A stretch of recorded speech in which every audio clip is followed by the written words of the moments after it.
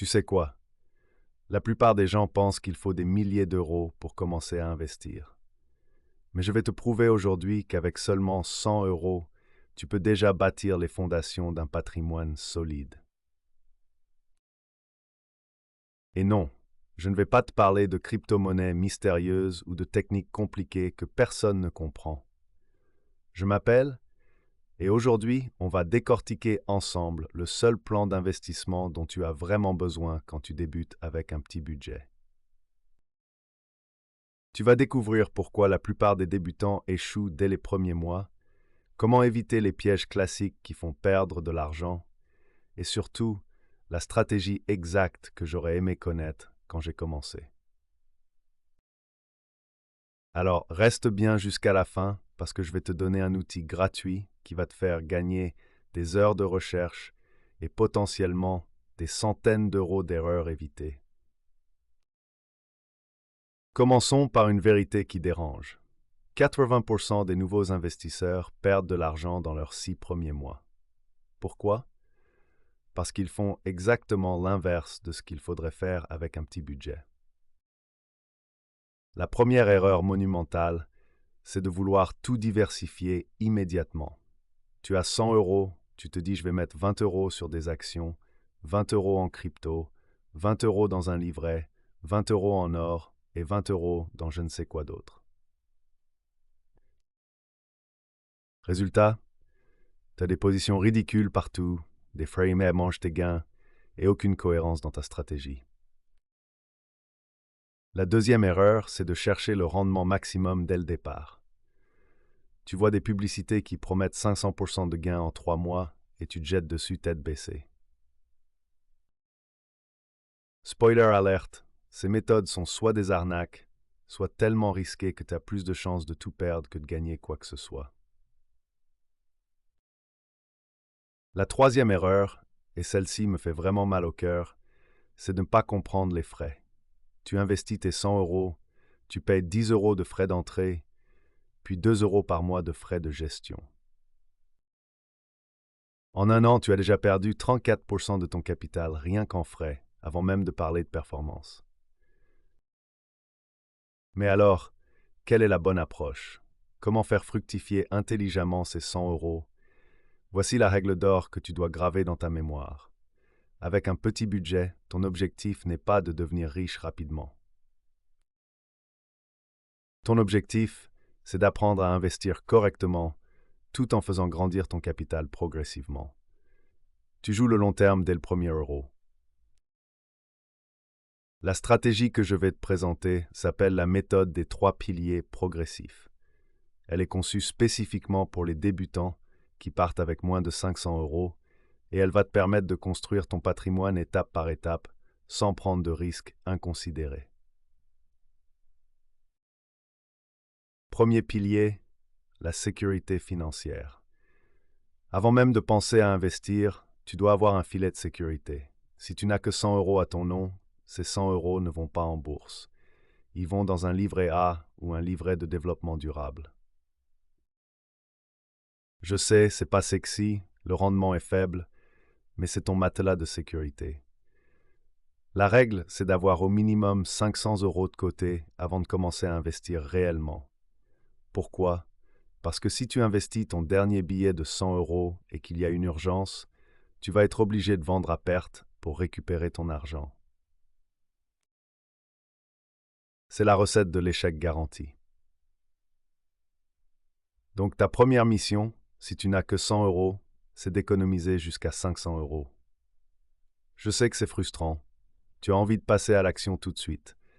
Mais cette patience va faire la différence entre un investisseur qui réussit et quelqu'un qui perd son argent. Pendant que tu économises ces 400 euros supplémentaires, tu ne restes pas les bras croisés.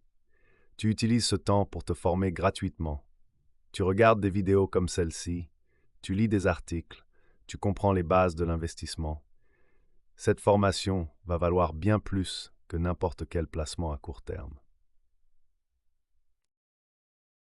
Une fois que tu as tes 500 euros de sécurité, là tu peux penser au deuxième pilier, ton premier investissement réel.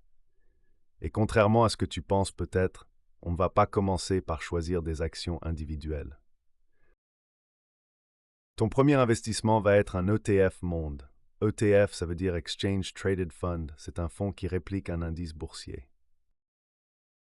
L'ETF Monde, lui, il suit la performance de milliers d'entreprises dans le monde entier. En achetant une seule part d'ETF, tu possèdes un petit bout de Apple, Microsoft, Google, mais aussi d'entreprises japonaises et de marchés émergents. Pourquoi commencer par là? Parce que c'est la diversification parfaite pour un débutant. Tu n'as pas besoin d'analyser des entreprises, pas besoin de suivre l'actualité économique tous les jours, pas besoin de prendre des décisions compliquées. Tu investis dans l'économie mondiale. Point final. Le meilleur ETF pour débuter, c'est généralement un ETF MSCI World ou un ETF FTSE All World. Les frais sont très faibles, souvent moins de 0,2% par an, et tu as accès à une diversification incroyable avec un seul produit. Maintenant, combien investir? Si tu as 100 € disponibles après tes 500 € de sécurité, tu peux commencer. Mais attention au choix du courtier. Avec un petit montant, les frais proportionnels peuvent vite devenir prohibitifs. Privilégie les courtiers en ligne qui proposent des frais fixes bas ou même la gratuité sur certains ETF. DeGiro, Bourse Direct ou encore les néobanques comme Trade Republic peuvent être intéressantes selon ta situation. L'idée, c'est d'investir régulièrement, même de petits montants. 50 € par mois, c'est déjà fantastique. Tu mets en place ce qu'on appelle un plan d'investissement programmé. Chaque mois, automatiquement, une partie de tes revenus va sur ton ETF Monde. Cette régularité a un avantage énorme. Elle lisse les variations du marché. Certains mois, tu achètes quand c'est cher, d'autres quand c'est moins cher. Sur le long terme, tu obtiens un prix moyen intéressant sans avoir besoin de deviner le bon moment pour investir. Combien de temps rester sur cette stratégie? Au minimum 2 ans. Idéalement jusqu'à avoir au moins 2000 € investis. Pendant cette période, tu apprends les bases, tu vois comment réagit ton portefeuille aux fluctuations du marché, tu développes la patience nécessaire pour investir sur le long terme. Passons maintenant au troisième pilier, la diversification progressive. Une fois que tu as une base solide avec ton ETF Monde, tu peux commencer à ajouter d'autres types d'investissements. Le premier ajout logique, c'est un ETF obligation. Les obligations, c'est de la dette d'entreprise ou d'État. C'est généralement moins rentable que les actions sur le long terme, mais c'est aussi moins volatile. En période de crise boursière, les obligations peuvent compenser une partie des pertes sur les actions. Une répartition classique pour quelqu'un de jeune, c'est 80% actions et 20% obligations. Si tu as 30 ans ou moins, tu peux même aller jusqu'à 100% actions parce que tu as le temps de supporter les fluctuations. Ensuite, tu peux ajouter de l'immobilier via des SCPI ou des ETF immobiliers. L'immobilier a des cycles différents de la bourse. Ça peut apporter une diversification intéressante. Mais attention, on parle là d'un portefeuille qui commence à atteindre plusieurs milliers d'euros. Une erreur fréquente à ce stade, c'est de vouloir ajouter des investissements exotiques. Les crypto-monnaies, les matières premières, les investissements dans les startups, tout ça peut avoir sa place, mais seulement quand tu as déjà une base solide et que tu comprends parfaitement les risques. Parlons maintenant psychologie, parce que c'est souvent là que tout se joue. Investir, c'est 80% de psychologie et 20% de technique. Le plus grand ennemi de l'investisseur débutant, c'est l'impatience. Tu investis 100 € et au bout d'un mois, tu veux déjà voir des résultats spectaculaires. Tu compares ton portefeuille tous les jours, tu stresses quand ça baisse, tu as envie de vendre quand ça monte. Voici la règle. Ne regarde ton portefeuille qu'une fois par mois maximum. Et quand tu le regardes, ne prends jamais de décision dans l'émotion. Si tu vois que ça a baissé de 10%, tu ne vends pas en panique. Si tu vois que ça a monté de 15%, tu ne mets pas tous tes économies d'un coup. L'investissement en bourse, historiquement, ça rapporte environ 7% par an en moyenne.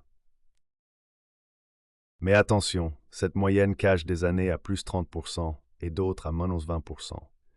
La clé, c'est de rester investi sur plusieurs cycles économiques.